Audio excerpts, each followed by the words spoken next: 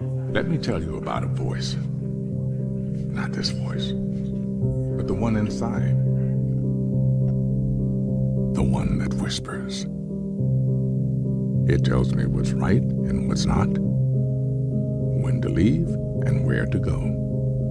My inner voice always gives it to me straight. Tells me who my real friends are, when to say yes, when to say no, whether the person sitting next to me is the one I'll be spending the rest of my life with, or not.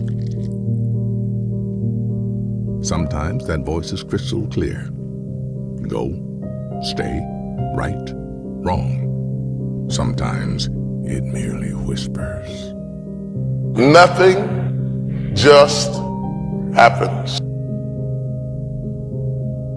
Everything you have been through, good and bad. I want you to think about the things in your life that seemingly make no sense.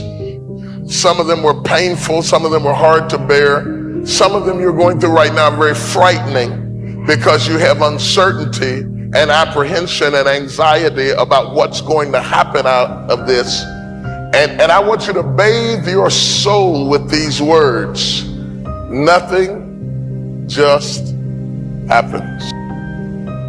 There's something about going through death and loss and pain and misfortune and adversity. There's something about going through things that don't seem fair to you, that once you go through them, you need to make sense of the madness in your life. Since you can't change what happened and you can't alter what you've been through, at least you need to be able to think that there's some greater good that's going to come out of it. It's what they call bringing closure. But I tell you, there are some times in life where you fall down and you feel like you don't have the strength to get back up. And fear comes in. You know the fear that you have as soon as you walk into the doors of your house. Maybe there's a broken home. Maybe you have doubt in your life. Maybe you don't know for sure what's going to be happening in the future and it scares you. Maybe you're worried about what people think of you, what people say about you. Just that fear paralyzes you. And I just want to ask you today, do you think you have hope? That's rough. How people look at you, how they respond to you. It's very hard. It's humiliating.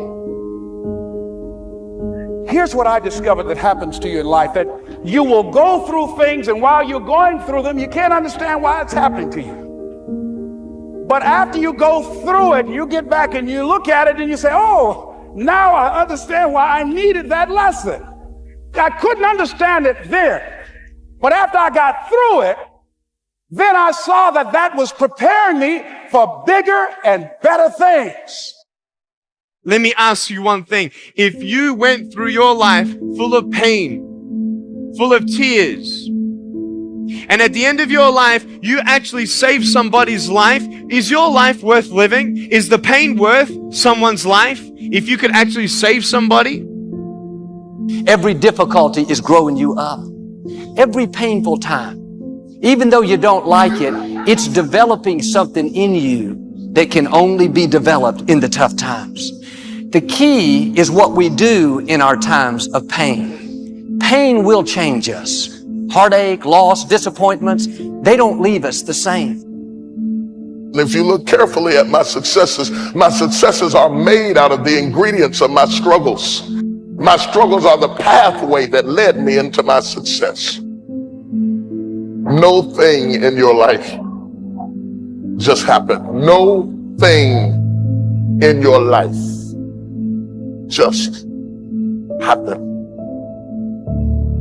You can come out defeated, giving up on your dreams, or you can come out with a new passion, a new fire, excited about the new opportunities in front of you. All of us experience pain. My challenge, don't just go through it, grow through it. That difficulty is an opportunity to get stronger, to develop character, to gain new confidence. Anybody can give up. Anybody can let it overwhelm you. But you know what that's doing? Wasting your pain. That pain is not there to stop you. It's there to prepare you, to increase you, to develop you. Nothing is a coincidence.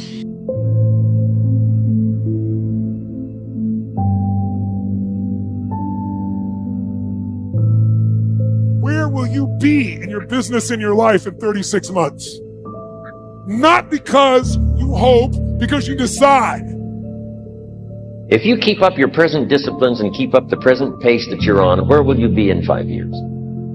You know, being a human being is not easy as opposed to an animal, because we're born and nobody gives us like a direction. Our parents might be a little bit, our college teachers, etc., mentors, but generally we're on our own.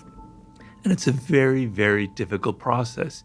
You wake up in the morning and you don't really know what you can do. You could choose 12 different paths. It can be very confusing and very overwhelming. When you find that sense of purpose, when you find what I call your life's task, everything has a direction. Everything has a purpose. Your energy is concentrated. It's not like you're just going down a single narrow pathway. It's not like life becomes boring and it's just about discipline and solving problems. It's actually the most exciting thing that can ever happen to you, because you never have that lost feeling. You wake up in the morning and you go, yeah, this is what I need to accomplish. People come at you with all kinds of distractions and boring and irritating things. You're able to cut it out. It's just the most marvelous piece of internal radar that you can have. So I genuinely wish that everybody can find that kind of internal radar. When you were born, you are a phenomenon. You are unique. Your DNA has never occurred in the history of the universe, going back billions of years. It will never occur in the future. Your life experiences with your parents and everything that you experience in your early years going on up is unique. It's yours. You're one of a kind, right? What the power is finding that uniqueness. What makes you you? Pursue what is meaningful, not what is expedient. You write in the book, there is no faith and no courage and no sacrifice in doing what is expedient. What do you say to those viewers that don't pursue their dreams and are locked in their careers because they are too afraid to take risks and pursue something meaningful? Well, the first thing I would say is, well, you should be afraid of taking risks and pursuing something meaningful. But you should be more afraid of staying where you are if it's making you miserable. It's like the first thing you want to do is dispense with the idea that you get to have any permanent security outside of your ability to contend and adapt. It's the same issue with children. It's like, you're paying a price by sitting there being miserable. You might say, well, the devil I know is better than the one I don't. It's like, don't be so sure of that. The clock is ticking. Yeah, and if you're miserable in your job now and you change nothing, in 5 years, you'll be much more miserable and you'll be a lot older. But isn't it a luxury to pursue what is meaningful? Our viewers have mortgages, they have children, they have payments and loans. It's a luxury to pursue because we lack the resources. Well, I don't remember now, I'm not talking about what makes you happy. It's a luxury to pursue what makes you happy. It's a moral obligation to pursue what you find meaningful. And that doesn't mean it's easy. It might require sacrifice. If you need to change your job too, let's say you have a family and children and a mortgage, you have responsibilities. You've already picked up those responsibilities. You don't just get to walk away scot-free and say, well, I don't like my job, I quit. That's no strategy. But what you might have to do is you think, well, this job is killing my soul. All right, so what do I have to do about that? Well, I have to look for another job. Well, no one wants to hire me. It's like, okay, maybe you need to educate yourself more. Maybe you need to update your curriculum vitae, your resume. Maybe you need to overcome your fear of being interviewed. Maybe you need to sharpen your social skills. Like, you have to think about these things strategically. If you're going to switch careers, you have to do it like an intelligent, responsible person. That might take you a couple of years of effort to do properly. When you say pursue something meaningful, is it important to have a vocation? I think it's more important to have an ethos, an ethic. So I have a program, for example, called the Future Authoring Program, which is a writing program that enables people to develop a vision for their life and then to develop a strategy. And so it's based on the idea, imagine that, and it's an extension of the ideas in the book, or at least something along the same lines. The first thing that you want to do is figure out, imagine you were taking care of yourself, like you were someone you cared for, which is rule number 2, by the way, essentially. Then you should figure out, well, If you could have what you needed and wanted, what would it be? What sort of friends would you have? What would your family relationships look like? How would you conduct yourself with your children? How would you educate yourself? You need to think through how it is that your life could be properly arranged if you had that ability. And then you can aim at that. And the funny thing is that if you do posit a goal of that sort and work towards it, you will move towards it. The goal will change because you'll learn things along the way. But I mean, I've dealt with hundreds of people in my clinical and consulting practice, and we set a goal, we develop a vision and work towards it, and things inevitably get better for people. So it's not a luxury, it's difficult. It's a moral responsibility, and it isn't happiness. It's not, the pursuit isn't for happiness. It's a moral responsibility to pursue what is meaningful. Absolutely. Yeah. The idea is, he talks about 5 forms of intelligence. Our problem is we think of intelligence as mostly intellectual, but there are many forms of intelligence. There's the intelligence that has to do with words. There's abstract intelligence that has to do with patterns and mathematics. There's kinetic intelligence that has to do with the body. There's social intelligence. He has 5 of them. And the idea is your brain naturally veers towards one of them. It can veer towards 2 of them, that happens, but generally one of them kind of dominates, right? And it's like a grain in your brain that's going in a certain direction. You want to go with that grain, and because that's where your power will lie.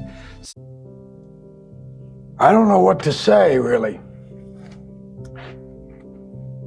3 minutes till the biggest battle of our professional lives.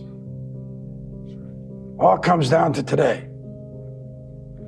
Either we heal as a team, or we're gonna crumble. Inch by inch, play by play, till we're finished. We're in hell right now, gentlemen. Believe me. And we can stay here, get the shit kicked out of us, or we can fight our way back into the light. We can climb out of hell. 1 inch at a time. Now, I can't do it for you. I'm too old. I look around, I see these young faces, and I think, I mean, I made every wrong choice a middle-aged man can make. I pissed away all my money, believe it or not. I chased off anyone who's ever loved me. And lately, I can't even stand the face I see in the mirror. You know, when you get old in life, things get taken from. I mean, that's part of life. But you only learn that when you start losing stuff. You find out life's this game of inches. So is football. Because in either game, life or football, the margin for error is so small. I mean, 1/2 a step too late or too early, and you don't quite make it. 1/2 second too slow, too fast, you don't quite catch it. The inches we need are everywhere around us. Hell yeah. They're in every break of the game, every minute, every second. On this team, we fight for that inch. On this team, we tear ourselves and everyone else around us to pieces for that inch. We claw with our fingernails for that inch. Because we know when we add up all those inches, that's gonna make the fucking difference between winning and losing. Between living and dying. I'll tell you this, in any fight, it's the guy who's willing to die who's gonna win that inch. And I know if I'm gonna have any life anymore, it's because I'm still willing to fight and die for that inch. Because that's what living is.